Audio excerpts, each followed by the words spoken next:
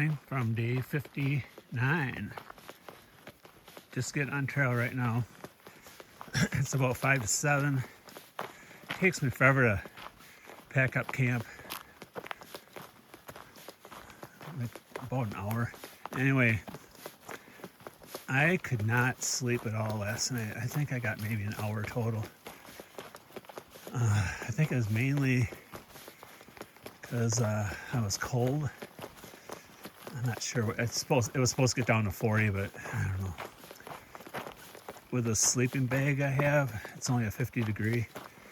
I was wearing my puffy and then raincoat over that. Plus I got 2 layers underneath all that, but it wasn't shivering, but it was just uncomfortable. I probably wouldn't have slept much anyway. So let's get into the band of the day. Is the Talking Heads. And favorite song is Once in a Lifetime. And honorable mention song is And She Was. I'll tell you a quick story. What happened yesterday. So anyway, I got to camp super early, about 2:15. And like I said, there was a beer box there. And I felt 12 miles was good enough for me for the first day back. So I didn't feel like sitting on the log all day. There was no seating. I did for a little while, but then I just went inside my tent, and it was about 4 o'clock. I could have took a nap, but I never did fall asleep. So I started reading one of the books I downloaded and listening to music, pass the time, and it was going slow. I'd say around 6:30 or so. So I got all my flaps closed right now. I hear a voice. He says, "Is everybody in there?" I says, "Yep." He says, "Oh, I'm just checking." I said, "Well, I'm just chilling in here." He goes, "Well, I want to make sure that, something didn't happen like the last time." I remember the story that he told. It was like about 10 miles from the start. There was an abandoned tent, but he told me the story. I don't know. It was just, I don't know why people leave their gear out on trail. But anyway, I don't know why he would have thought that this was similar. So I don't know what he expected. I wasn't getting out of my tent. But then he says, what he actually said that kind of ticked me off was, he goes, "Well," when I said I was just chilling, then his comeback was, "Well, I haven't seen any movement all afternoon," or something to that effect, or all day or whatever, or for a while. I said, "Oh, so you've been watching me in my tent?" I said it kind of snarky. And like I said, I don't know. This guy just wanted to strike up a conversation, but I wasn't in any mood, and I certainly wasn't getting out of my tent. And so that's when he told me the story about the abandoned tent. And so I'm just going like, just hoping that he would go away. I think eventually he got the hint after another minute or so. He just kept yakking. But I couldn't imagine going up to somebody's tent just out of curiosity. "Hey, is anybody in there?" It's just crazy. So that's the story. All right. Well, since I didn't get much sleep, this is my thought process right now. I think I'm going to hang up the hike. I made several attempts right now, and it's just like, this is just not,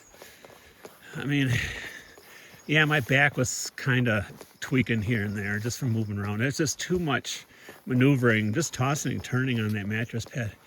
I could feel a little twitch in my back, but just from the lack of sleep, just everything. I don't know. I don't think I can continue on. So I'll tell you, I kind of changed my plan anyway. So my original plan I was going to do that 12 miles, which I did. It was 12.2. And then roughly, well, it's 8.6 would be the next campsite called Rock Gap Shelter. And then I was going to tent there tonight. And then the following day, I'd only have a 3.5 mile hike to the winding stair gap where the shuttle picks you up. So that was my plan for Tuesday. I already got my hotel booked for Tuesday night back at the Sapphire. And I shouldn't be out of breath, but right now it's level. Okay, so then I thought, well, because the shuttle picks up at Winding Stair and then it swings around and picks up at Rock Gap Shelter. Not at the shelter, but just at Rock Gap. I thought, well, I can go to just hike to Rock Gap, get picked up, get into town, get another night at the Sapphire, and then I'll take the shuttle back in the morning on Tuesday morning and finish up the 3.5. And this is after I decide I'm going to hang it up, because I do want to at least get the Winding Stair. And then I know you're probably disappointed hearing this, but I am too. I don't know. I can't see myself continuing to do this. Okay, so then I'll do the 3.5, stay overnight Tuesday night. Well, then I realized, I looked at the forecast, and it's supposed to be severe thunderstorms for Wednesday and Thursday. So I did get a chance to tell you on video that I'm probably going to take a 00. But, so I got to explore my options. I'm going to see if I can get that rent-a-car and just go home whenever. If not, I'll have to get a shuttle to like Asheville. That'll be costly, but if I was to continue, I'm going to need a warmer sleeping bag. I mean, I would have the Smoky Mountains coming up, but I don't see myself sleeping even an hour in those shelters, because you have to sleep in the shelter. Are you getting enjoyment out of this trail? So that's my thought process now. Okay. Also, I noticed I cannot edit videos in my tent because some of the photos and clips, whatever, are somehow loaded to the cloud. But that's all right. I'll just do it when I get to the hotel. All right. So I'm gonna. I think we're going to start to climb now. There's a mountain called Albert Mountain, and it's about 2 miles up there. And the last part is pretty steep, so back to that steep stuff.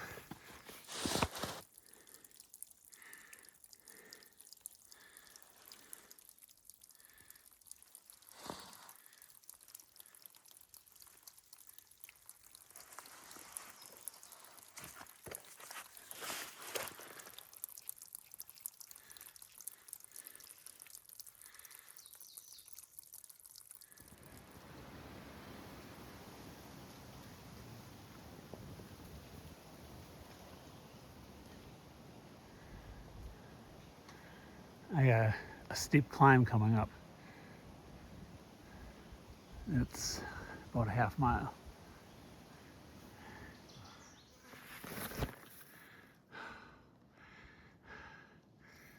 I think I'm almost up there. I can't see the tower. This is by far the hardest half mile of the trail, and yesterday was the easiest part of the trail. Why don't you bloom? Bloom. Made it to the top of Albert Mountain. Here's the fire tower. Some people go up there. I'm not going up there. I was sitting on one of those, so that's better than a log. All right, 6 more miles to go. Hey, rabbit, are you lost? It's my first rabbit on trail.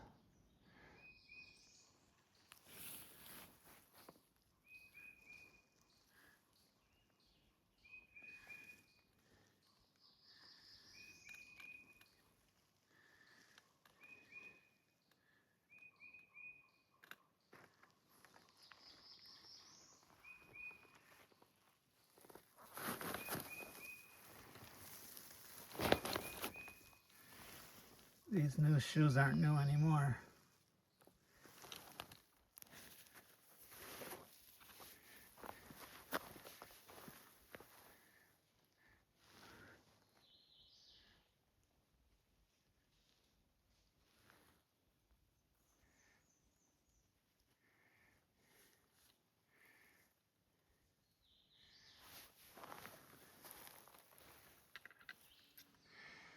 Well, I made it to Rock Gap. Let my clothes dry out a little, sweating. Sitting on this bench. There's some bare canisters for trash. And tomorrow, hopefully, I'll walk the 3.5 miles to Winding Stair Gap. My shuttle comes in about an hour. I got here earlier than I thought. There is one more shuttle in 3 hours from that next shuttle, so I was willing to wait it out regardless, but I managed to get here an hour early. Overall, other than Albert Mountain and a couple other smaller climbs, the trail is pretty good today. So I'm gonna go into town, try to get a hotel, early check-in, and get a shower, maybe take a nap, and just kind of chill out the rest of the day. All right, back at the Sapphire. I'm all showered, changed my clothes. My last 3 miles of today's hike, somehow I injured my foot. I don't know how I did it. I don't know if it's just from walking on the rocks, but it's my left foot. The city of Franklin, the traffic on this road is really bad. It's like 2 inches below my pinky, right on the outer side of my foot. But I'm walking on it now, and it feels a lot better than it was like a couple hours ago. But I still want to do that hike tomorrow. It's a 3.5 mile hike to finish at Winding Stair Gap. So I'm gonna try to give it a go and see how it goes, because that's pretty short. Okay, so what I wanted to say here, let's press both of these. All right, so what I'm gonna do, since I still gotta edit yesterday's video and it's pretty long, so there's a McDonald's right there. It's near the hotel. Oh, it says walk. Not paying attention. They're waving because I'm videoing. Okay, back to the reality here. Okay, so then this corner, every time someone wants to hit me, I don't know what it is, but so I did a McDonald's clip. It turned out to be a long story. It's about 7 minutes. So I'll insert it right after this clip in today's video. So what you're seeing right after this, I filmed it yesterday. Okay? Faster Wi-Fi. But anyway, the story I wanted to tell, here I'm dragging this on 2 minutes, is, so I went to McDonald's, well, it would have been 2 days ago. All I wanted was a soda. And I'm not just picking on the one in Franklin. It's like this no matter, pretty much every McDonald's I go to now. I don't like using those kiosks. I don't usually go to the drive-thru. I don't have a car right now, but so I like to go to the counter. And when I go to McDonald's, a lot of times I just want a soda or coffee, and I don't want to charge it and screw on with a kiosk for $2. I just want to pay cash. So I'm waiting, and lady behind me, or she wasn't even behind me, she just came up to me. Oh, you should use the kiosk.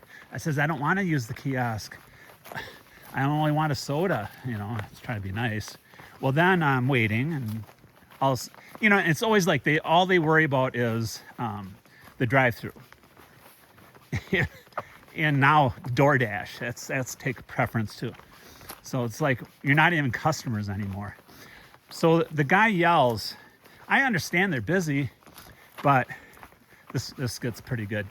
So he yells over to me, you can use the kiosk.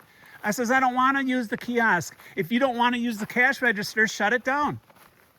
Look at him screaming and yelling in the woods. What's the matter with me? I said, all I want is a soda. I'm not going to use my charge card for soda. He didn't say anything back. But see, he's busy. And then I just got flustered and walked out. Okay, so then I go back the next day to get a soda. They got 2 kiosks with 1 on each side, so they got 4 total. And it's a different crew and everything the next day. This was yesterday. And all 4 kiosks are out of order. But I was going to charge it, if that's the way I can get a soda.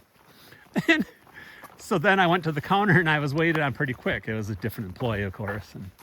And then I had that experience this morning about they didn't open their doors at 5 a.m. So yeah, that was funny. Okay.